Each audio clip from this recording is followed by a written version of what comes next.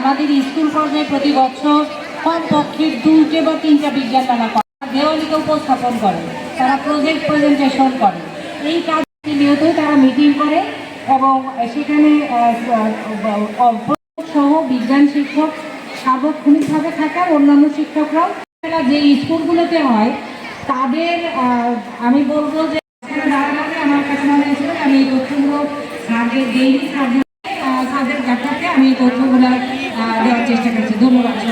চাই যে এরকম চমৎকার একটি বিজ্ঞান মেলা করার আয়োজন করেছে, এই প্রত্যাশা আমাদের থাকছে। পরিশেষে আজ এই দিক থেকে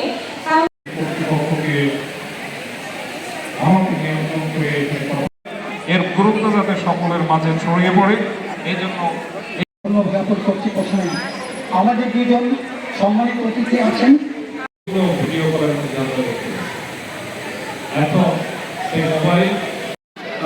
আজকে আমাদের বিশেষ অতিথি, সম্মানিত বিশেষ অতিথি হিসেবে উপস্থিত বার্তা সংস্থা করতে পারিনি।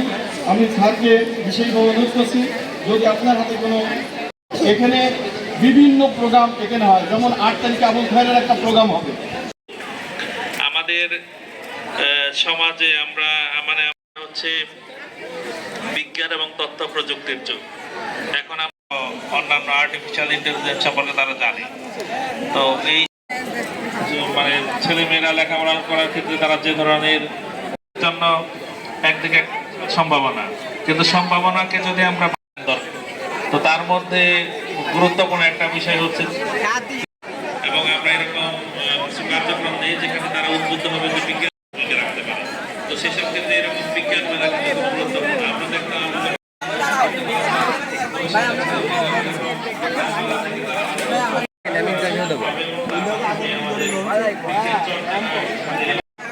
ধন্যবাদ এবং ওয়েলফেয়ার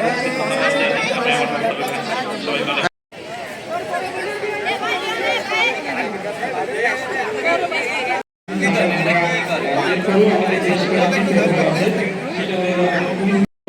আমাদের এই স্কুলগুলো একটু ঘুরে থাকার জন্য যদি একটু আজকের আলোচনা সভার সম্মানিত সভাপতি অভিভাবককে হারিয়েছি ঝিনাইদহ ইতিমধ্যেই আমরা বলেছেন।